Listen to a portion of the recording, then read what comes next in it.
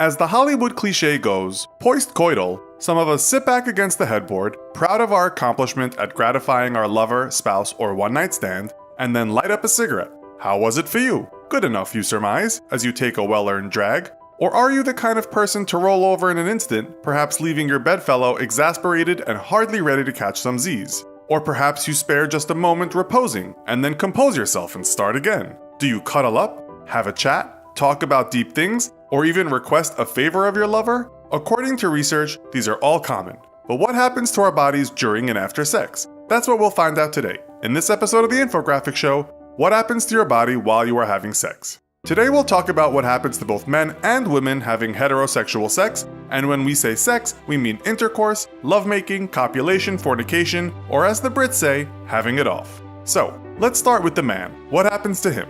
At some point during sex, men reach a point of no return. This is sometimes called ejaculatory inevitability. Pulse rate and blood pressure rise, the sperm leaves him, and his penis has contractions. Now he can return to resting and let his body calm down, which apparently happens faster for men than women. The penis becomes flaccid, and most men will have to wait some time before they can go at it again, but it all depends on age, fitness, and of course the urge to return to the hearth of passion. Some guys at this point will just want to go to sleep. Is this plain rude, or is it a biological necessity? Well, listen up, disgruntled women. Science says it's natural for men to want to sleep, and for various reasons. Notwithstanding the obvious, in that it's often nighttime and tiredness might be normal, another reason is because upon reaching orgasm, men release lots of pent-up anxiety. So do women, and they might feel tired too, but it seems men sleep more after sex according to research.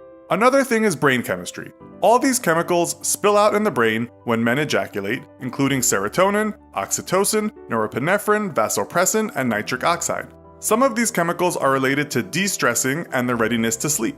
This can lead to that feeling of, phew, and then men want to relax just as they would after any strenuous exercise. It's kind of like getting a hit of morphine, and apparently that hit is much stronger when having sex than when masturbating. One doctor puts it like this when talking about the release of chemicals. They give you a very relaxed feeling, slow down your brainwaves and cerebral functioning, and make you feel pleasantly tired.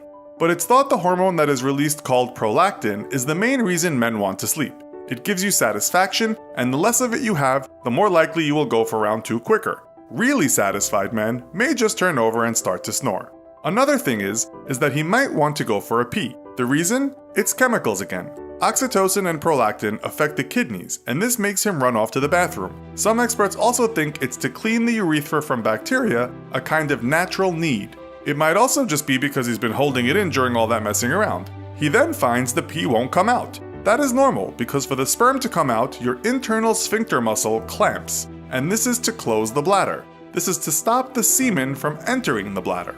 In a recent article in Cosmopolitan magazine, it was suggested that men who want to cuddle are keepers, but it also says that men who don't might just be succumbing to their own body's demands. You might find that your penis feels a bit sore, but this is just normal after all that contracting. Don't worry, it shouldn't last long. And don't be shocked if your testicles have shrunk, because this is normal too. A doctor talking to Men's Health magazine explained it like this. When you ejaculate, the cremaster muscle contracts and brings your testicles up closer to your body, giving you the perception that they're smaller. Lastly, you may get a cramp in the toe. Apparently this happens a lot, but it's just because orgasm causes stimulation in the nerves, especially S1 in the spinal column, and that nerve affects the toes. If you look at some research, it also says some men's moods change dramatically after sex, but given the release of all that tension and all those chemicals flooding out, that's not so surprising. Some men have reported feeling emotionally handicapped after a great orgasm, and that's thought to be because huge amounts of dopamine were released. It's like coming down from a drug that makes you feel happy or ecstatic. In women, the feelings can be similar, as we shall see. So, what about post-coital women? Well, women may not always orgasm. According to an article in Psychology Today, which cited a number of studies, around half of women will regularly orgasm during intercourse, about 20% of women rarely orgasm, 20% consistently orgasm, and 5% never orgasm.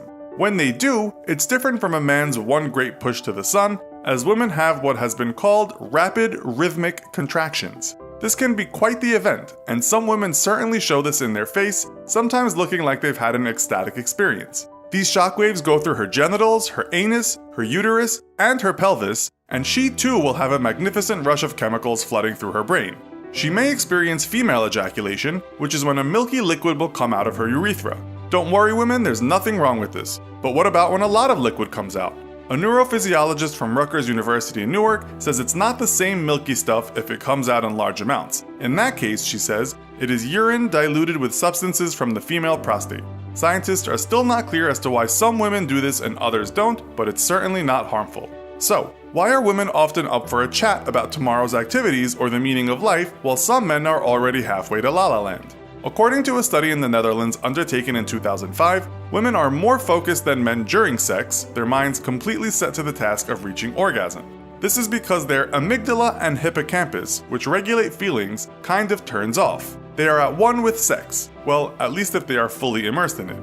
Once we've come, we return to our bodies, our consciousness recalibrates, and our emotional intelligence returns, said an article in Bustle about this phenomenon. But after sex, they switch back. And it's then they get that lovely hit of oxytocin, sometimes called the cuddle chemical. One study found that people with high levels of testosterone release less of this after sex, and men generally have high levels. Some women do too, of course, just not as much. So men, next time you turn over, blame your lack of oxytocin.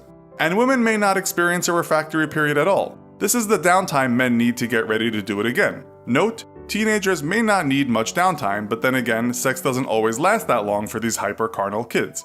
Women are multi-orgasmic and they usually could just start again. But be careful there, women, because sex can be more painful for you than it can be for men. Women might cramp up in the uterus, and this is due to the cuddle drug oxytocin. Let's now call that the double-edged sword chemical. There might also be some burning because of the vaginal tissues getting dry, but lubrication can help. The stinging doesn't mean there is a problem, but obviously if it persists longer than a day or two, it might be something else. And if men see shrinkage, then women see the opposite. In their breasts at least. Many women's breasts get bigger after sex, and in some women by as much as 25%. According to Women's Health magazine, just how swollen the breasts become differs from woman to woman. The same article also said a woman's clitoris will become very small at point of orgasm, almost disappearing. At the same time, women's nipples may become more sensitive, but this is very natural. Other reports say some women become giddy after sex, and others feel great confidence, seeing their bodies as much more attractive than before. Most reports we can find state that while some women may experience a slump after the sex, it's the men that really suffer from depression, sometimes a week long. But as the saying goes, what goes up must come down, and most of the time, it's worth the ride. So, does this video accurately describe what happens to your body during sex, or did we leave something out? Let us know in the comments. Also, be sure to check out our other video called What Happens When You Die. Thanks for watching, and as always, don't forget to like, share, and subscribe. See you next time!